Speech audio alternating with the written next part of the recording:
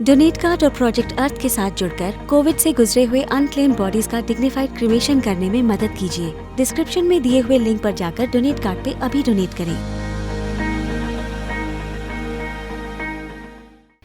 नमस्कार, मैं हूं शम्स ताहिर खान और आप देख रहे हैं वारदात।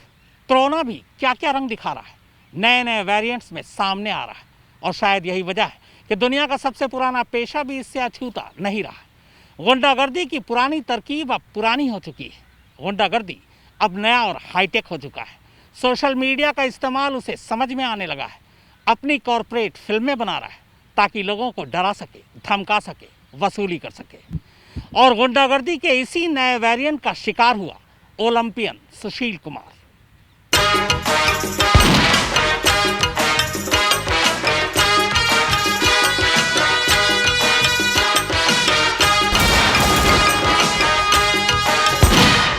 नायक नहीं खलनायक हूं मैं, जिसके पीछे खलनायक का म्यूजिक है और आगे पीछे पुलिस, खलनायक हूं मैं, जिसके इंतजार में यहां लोग पलक पावड़े बिछाए हुए,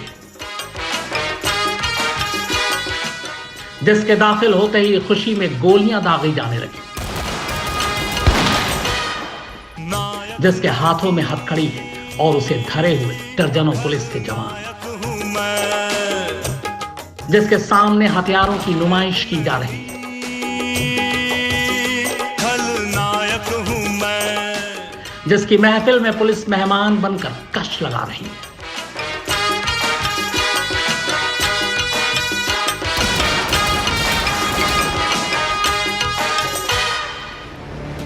जाहिर है जो भी है ये मगर इस लायक तो नहीं है कि इसे खुला छोड़ा जाए, तभी तो हथकड़ी हाथों में है।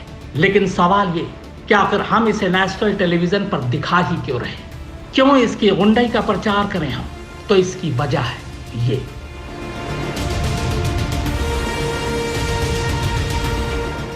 जिस दूल्हे के साथ देश के सबसे बड़े पहलवानों में से एक और अब हत्या के आरोपी सुशील कुमार हंस हंस कर तस्वीरें खिंचवा रहा है, ये उसी का छोटा भाई है जिसे पुलिस के कड़े पहरे में इस मैरिज हॉल में दाखिल किया जा रहा है।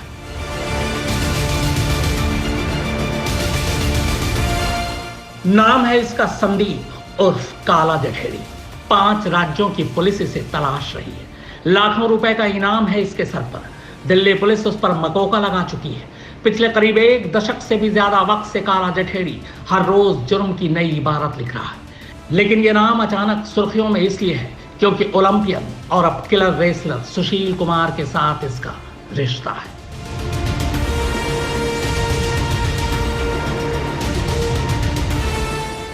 सुशील कुमार ने जिस सागर धनखड़ की हत्या की, उसी सागर धनखड़ के साथ एक और पहलवान की पिटाई हुई जिसका नाम था सोनू। कहा जाता है कि सोनू संदीप उर्फ काला जठेड़ी का ममेरा भाई। दिल्ली और आसपास के इलाके में काला जठेड़ी के गैंग को सोनू ही ऑपरेट करता है, क्योंकि काला जठेड़ी खुद हिंदुस्तान में नहीं बल्कि गिरफ्तारी के डर से दुबई में छुपा बैठा है। दुबई और मलेशिया से काला जठेड़ी का हुक्म आता है और उसके गुर्गे दिल्ली एनसीआर से लेकर हिंदुस्तान के 5 राज्यों राजस्थान, हरियाणा, उत्तराखंड, पश्चिमी उत्तर प्रदेश और पंजाब में जुर्म की दुनिया में अपनी दहशत कायम करते हैं। काला जठेड़ी जैसे गैंगस्टर जेल में होकर या हिंदुस्तान में ना होकर भी अपना गैंग चलाते हैं। जानते हैं कैसे?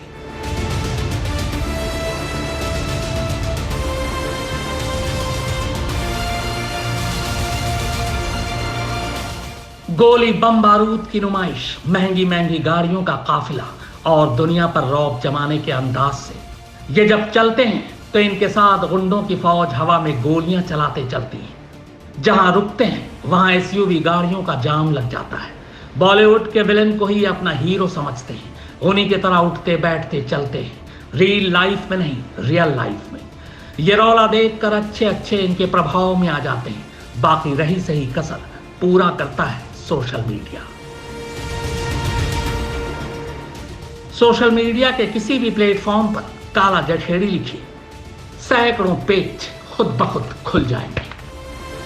अभिनेताओं और नेताओं की तरह सोशल मीडिया पर इनके फैन पेज भी चलते हैं। हजारों लोग फॉलो करते हैं। YouTube पर तो इनके ऐसे ऐसे वीडियो मौजूद हैं कि एक बार को देखकर आप भी दंग रह जाएंगे कि असल जिंदगी की तस्वीरें हैं या किसी फिल्म की।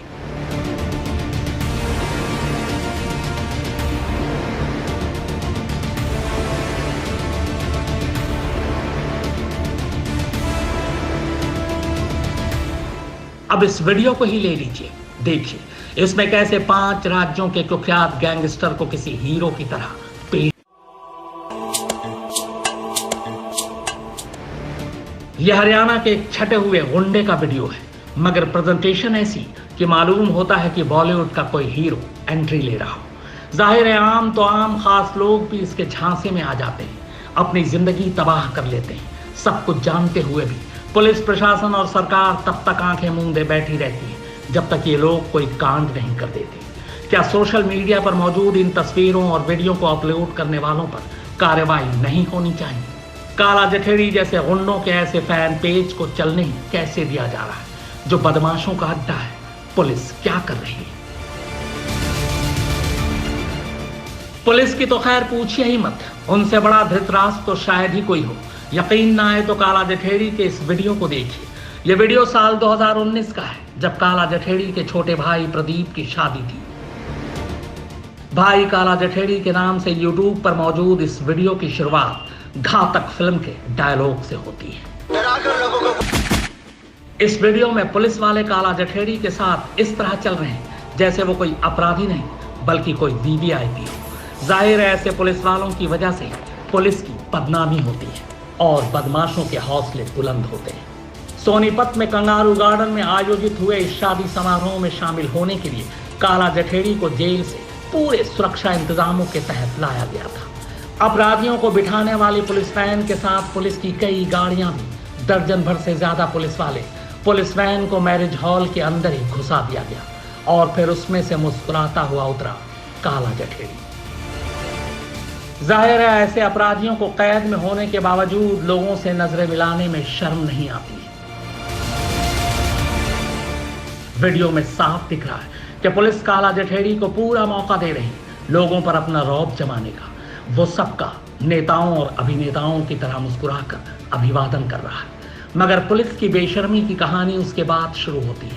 पुलिस का इतना बड़ा लाव लश्कर होने के बावजूद शादी में सैकड़ों लोग हथियारों की नुमाइश कर रहे थे, कुछ हवा में गोलियां चला रहे थे। इन लोगों को रोकने की बजाय पुलिस खुद ही इस जश्न में शामिल नजर आई। एक सिपाही ने तो रंगीन मौसम देखकर हुक्के के कश भी लगाने शुरू कर दिए।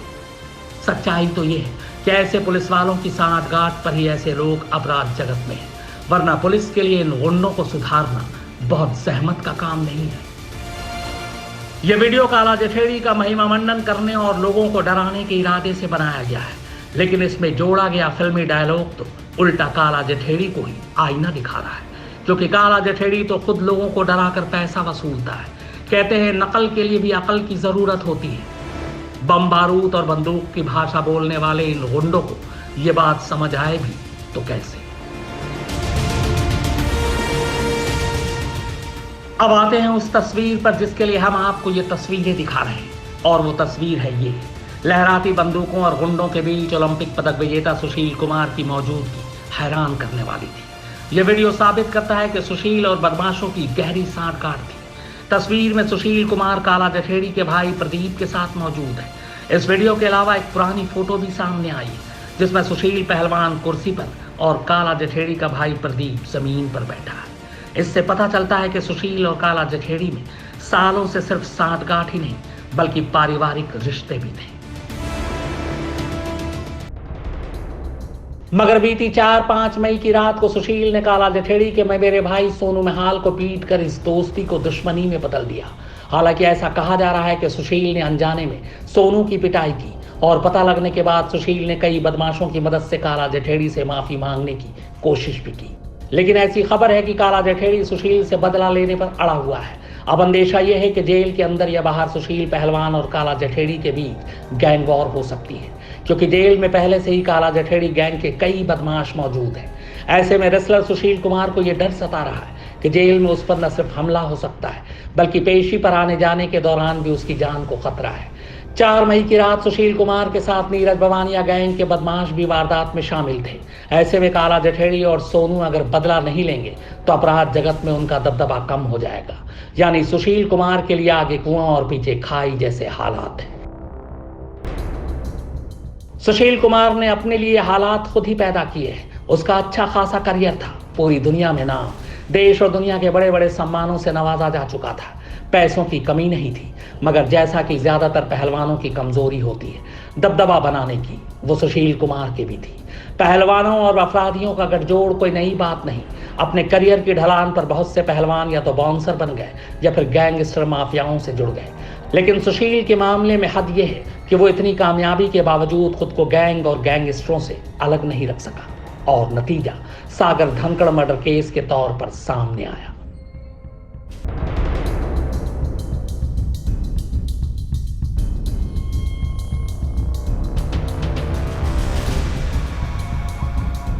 सुशील ने गलती और की।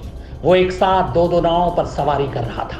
एक तरफ तो वो काला जठेड़ी के साथ पारिवारिक रिश्ते बना रहा था, वहीं दूसरी तरफ नीरज बवानिया का भी साथ दे रहा था। एक दिन टकराव के हालात बन नहीं थे, और वो बने भी 4 और 5 मई की रात को। दरअसल सुशील कुमार इन दिनों कुश्ती के बहाने गैंगस्टरों को पहलवानों के तौर पर अपने गुर्गों को सप्लाई करने में लगा था।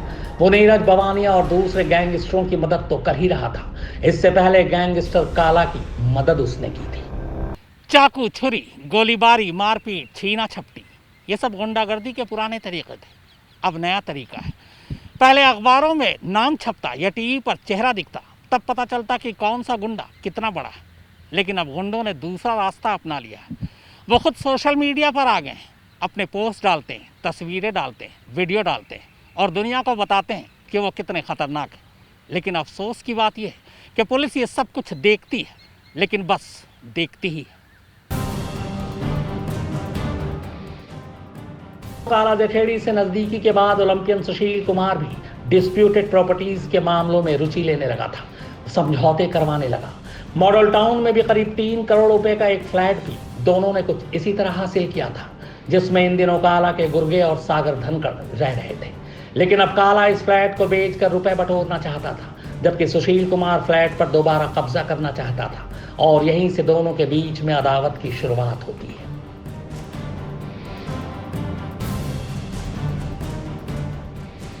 इस अदावत ने सुशील कुमार को काला के दुश्मन और दिल्ली के सबसे बड़े गैंगस्टर नीरज बवाना के पास ला दिया। सुशील को कांटे से कांटा निकालने के लिए काला के खिलाफ नीरज जैसे किसी किरदार की जरूरत थी, और नीरज के लिए सुशील जैसे सबसे बड़े नाम और पहलवानों के सबसे बड़े मेंटर से जुड़ने का एक सुनहरा मौका था। नीरज भी जबरन वसूली और दूसरे जुर्म के साथ साथ प्रॉपर्टीज हथियाने का काम करता है। जाहिर है उसे भी इस काम के लिए तगड़े और ताकतवर लड़कों की जरूरत थी।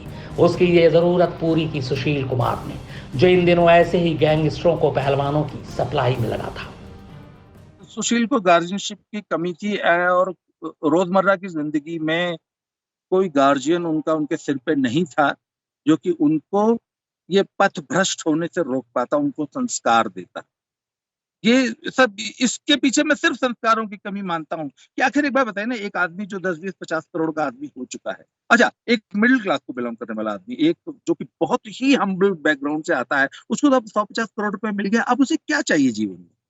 अब तो उसको उस शोहरत को, उस प्यार को, सर कितने बड़े आइकन थे, वो मतलब लाखों करोड़ों सिर्फ पहलवानों के नहीं, स्पोर्ट्समैन के, आम आदमी के, आम जिसका जीवन में स्पोर्ट्स से कोई मतलब नहीं, उसका इतना बड़ा चहेता, इतना बड़ा तारा जब जमीन पे ढह के गिरता है ना, कितना दुख होता है यार। तो सर ये तो संस्कार था ना, ये तो उनको संस्कार को सोचना चाहिए था उनको कि भैया मैं क्या कर रहा हूँ, मैं ये जो एक्टिविटीज में इंडल्ज हो रहा हूँ चंद पैसों के लिए ना। सर आप बताइए ना, इस प्रकार हुआ क्या था सर, 2008 के बाद जितने भी कोचेस थे ना, पुराने कोचेस, इनको सुशील कुमार जी ने अखाड़े से चलता कर दिया था। जो लोग इनकी हाँ में हाँ नहीं मिलाते थे, जो इनके यस मैन नहीं थे, उन सारे कोचेस को इन्होंने रवाना कर दिया और एक नई कोचेस की टीम अपॉइंट कर ली। और उन कोचेस की टीम में उन कोचेस की रीढ़ की हड्डी इतनी मजबूत नहीं थी कि वो सुशील के स्टारडम, सुशील के ऑरा को बर्दाश्त कर पाते, और वो लोग इसके यस मैन बन के रह गए। जो पुराने कोचेस थे, जो जिन्होंने इसको बचपन से सिखाया था, उनको इन्होंने भगा दिया किसी तरह, मतलब इधर उधर कर। दिल्ली और आसपास के इलाकों में गैंगस्टरों को जो पहलवान मुहैया कराए जाते हैं वो ज्यादातर दिल्ली और हरियाणा के अखाड़े से आते हैं। ये सच है कि अखाड़े में मेहनत करने वाला हर लड़का न तो बड़ा पहलवान बन सकता है और न ही खेल की दुनिया में बुलंदियों को छू सकता है।